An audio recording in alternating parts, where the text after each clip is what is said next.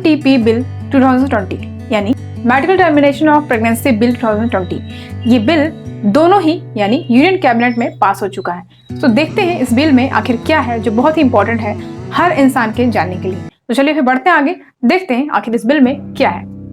Welcome to career in action, लगन आपकी advice हमारी। This is Shilpa Saroj. So आज के वीडियो में हम बात करेंगे कि आखिर इस बिल में ऐसा क्या है जो बहुत ही ज्यादा सबका ध्यान केंद्रित करने वाला है। चलिए फिर देखते हैं आगे। बेसिकली इस बिल में ये बात है कि जो प्रेगनेंसी पीरियड है, जो भी अनवांटेड प्रेगनेंसी है, उसको अबॉर्ट कर सकती हैं महिलाएं या माइनर्स या जो भी रेप विक्टिम है, जो भी अबॉर्शन करवाना चाहती हैं, तो वो अब लीगली अबॉर्शन करवा सकती हैं। उनके जो टाइम पीरियड है उसमें वेरिएशन हुए हैं। तो चलिए फिर देखते हैं आगे आखिर क्या है पूरा सीन। देखिए, अगर हम पहले की बात करें तो जो पहले एक्ट था वो था MTP एक्ट 1971, जो कि 1971 में ये पास हुआ था ये बिल। ओके, एकदम स्टार्टिंग की अगर हम बात करें तो इसके पहले क्या था इंडिया में ये था 1971 के पहले ये था कि भाई अगर कोई भी महिला या कोई भी माइनर या जो भी अनमैरिड है, अगर वो अबॉर्शन करवाना चाहती हैं, so they should have an opinion of a medical practitioner, यानी कि एक रजिस्टर्ड मेडिकल डॉक्टर होना चाहिए, जिसके बाद उसी के परामर्श के बाद ही आपका अबॉर्शन किया जा सकता है। 1971 के पहले ये था कि अबॉर्शन जो है उसको क्रिमिनलाइज रखा गया था under section 312 of IPC 1860। Okay, तो इसको ये डिस्क्राइब किया गया कि ये मिसकैरेज का नाम दे दिया गया इसको, अबॉर्शन का।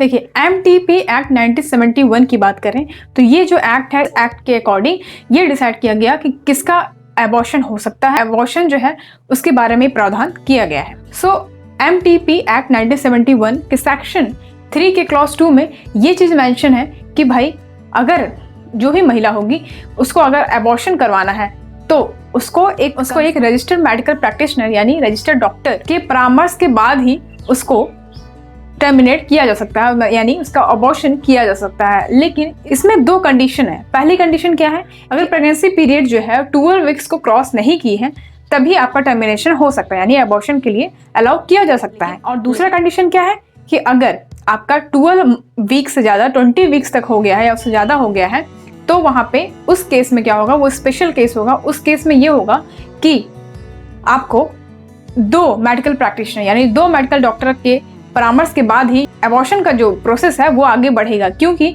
इस केस में बहुत ही ज़्यादा रिस्क है, क्योंकि बच्चे और माँ दोनों के ही हेल्थ और मेंटली और फिजिकली दोनों ही हेल्थ पे बच्चे और माँ के लाइफ को लेके काफ़ी ज़्यादा रिस्क है। और इसमें बच्चे के लिए काफ़ी ज़्यादा प्रॉब्लम हो सकता है, क्योंकि जो टाइम पीरियड का ड्यूरेशन है वो काफ़ी ज़्यादा बढ़ गया है। उसकी वजह से मेंटली या फिजिकली चैलेंज बच्चा हो सकता है या फिर और भी जिसको डिफॉर्मिटीज हो सकती हैं। इसलिए यहाँ पे 2 डॉक्टर्स के परामर्श को रखा गया था।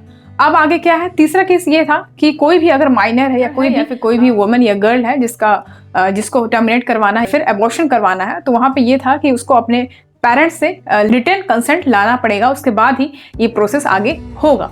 तो फिलहाल अब क्या हुआ है कि अब की बात करें तो अभी नया बिल जो अभी मैंने आपको बताया MTP यानी medical termination of pregnancy bill 2020 पारित किया गया है, जो कि जो पहले का एक्ट था यानी MTP एक्ट 1971 को उसको अमेंड करता है। और अमेंड करने के बाद क्या प्रोविजन लाया गया है वो हम देखेंगे, फटाफट जल्दी देखेंगे। फाइन। सो इस बिल में MTP बिल 2020 की बात ये करता है कि अगर जो प्रेगनेंसी ड्यूरेशन है, जो प्रेगनेंसी पीरियड है जो कि 20 से 24 वीक्स तक है, तो उसको टर्मिनेट करने की अप्रूवल मिल गया। यहाँ पे लीगली आप टर्मिनेट करवा सकते हैं या अबॉर्शन करवा सकते हैं, क्योंकि यहाँ पे बात ये हुआ है कि क्योंकि बहुत सारे केस हैं यहाँ पे, लाखों की बात करें कि यहाँ पे बहुत सारे केस ऐसे हैं जहाँ पे वुमेन्स की डेथ हो जाती है, माइनर्स की डेथ हो जाती है, बहुत सारे रेप विक्टिम्स हैं या फिर डिफॉर्मिटीज़ हैं, जो डिसेबल पर्सन हैं, वो सारे लोगों की यहाँ पे डेथ हो जाती है लीगली नहीं, इलीगल अबॉर्शन के कारण।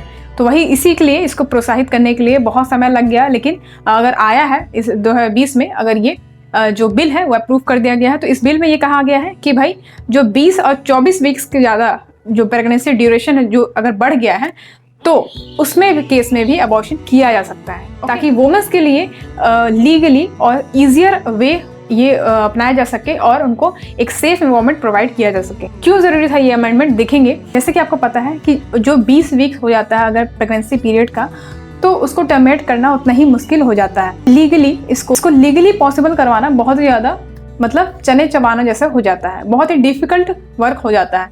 ओके, एक वुमन ऑलरेडी वो परेशान है तो कोई अल्टरनेटिव नहीं बचता उसके पास, तो यहाँ पे इलीगल प्रैक्टिस भी लोग करवा लेते हैं। ओके, जिससे वुमेन्स के बहुत ही ज्यादा लाइफ का रिस्क होता है। Overall it denies the reproductive right of women. Okay, ये एक रिप्रोडक्टिव राइट है वुमेन का, यानी वुमेन जो है वो बच्चे को जन्म देती है, उसकी परवरिश, उसके पालन पोषण सब पे उसका अधिकार है। तो अगर उसका रिप्रोडक्टिव यानी उसका जो रिप्रोडक्टिव राइट जो है उससे कैसे छीन लिया जा सकता है? ये उसका राइट है, उसका हक है कि वो अबॉर्ट करवाना चाहती है कि नहीं करवाना चाहती है। ओके, सो यहाँ पे इस चीज को ज्यादा ध्यान में रखते हुए ये जो बिल है वो पास किया गया है, क्योंकि एबॉर्शन जो है एक इंपॉर्टेंट एस्पेक्ट है वुमेन्स के रिप्रोडक्टिव हेल्थ के कंसर्न में। ओके, जैसे कि मैंने आपको बताया कि इस बिल में 3 बातें ध्यान रखने की जरूरत है। पहला, कि अगर 20 वीक्स तक जो जेस्टेशन पीरियड है वो है, तो यहाँ पे आपको एक मेडिकल प्रैक्टिशनर की जरूरत पड़ेगी, यानी कि उसके परामर्श की जरूरत पड़ेगी। उसके बाद ही आपका टर्मिनेशन हो सकता है या एबॉर्शन आप करवा सकते हो। ओके, दूसरे केस में क्या है कि अगर आपका 20 या 24 वीक्स तक आपका जो जेस्टेशन पीरियड है अगर उस बीच में है, तो आप यहाँ पे 2 मेडिकल प्रैक्टिशनर यानी कि रजिस्टर्ड मेडिकल डॉक्टर से परामर्श के बाद ही, 2 मेडिकल प्रैक्टिशनर के ओपिनियन के बाद ही ये जो अबॉर्शन का प्रोसेस है वो आगे बढ़ेगा। ओके, और स्पेशल केस में ऐसा होगा कि जैसे मान लीजिए माइनर होती हैं या रेप विक्टिम्स हैं या फिर डिसेबल पर्सन है या फिर वनरेबल वुमेन्स हैं, ये सारे जो स्पेशल कैटेगरी रखी गई है उन लोगों के लिए रखी गई है कि वो लीगली इस चीज को अबॉर्ट करवा सके, क्योंकि ये उनका रिप्रोडक्टिव राइट है जो उनसे कोई छीन नहीं सकता। ओके, और इसमें एक और महत्वपूर्ण चीज ये है कि जो उनका नेम और उनको जो अबॉर्शन का जो पूरा इन्फॉर्मेशन है वो उसको कॉन्फिडेंशियल रखा जाएगा। सो ये था ओवरऑल बिल में जो आपके जाने के लिए बहुत ही इंपॉर्टेंट था। ओके, अगर मैं एक लाइन में कहना चाहूँ तो बहुत ही अच्छा वुमेन्स के लिए, वुमेन्स के एम्पावरमेंट के लिए बहुत ही ज्यादा एक अच्छा सॉल्यूशन है जो कि सरकार लेके आई है। So I really appreciate this amendment और this bill and thank you so much for watching this video. If you think that this video is helpful for you, do not forget to subscribe the channel. Please like and share. Hit the bell icon and share as much as you can. So मिलते हैं अगले video में, तब तक के लिए अपना ध्यान रखिए। Thank you so much for watching.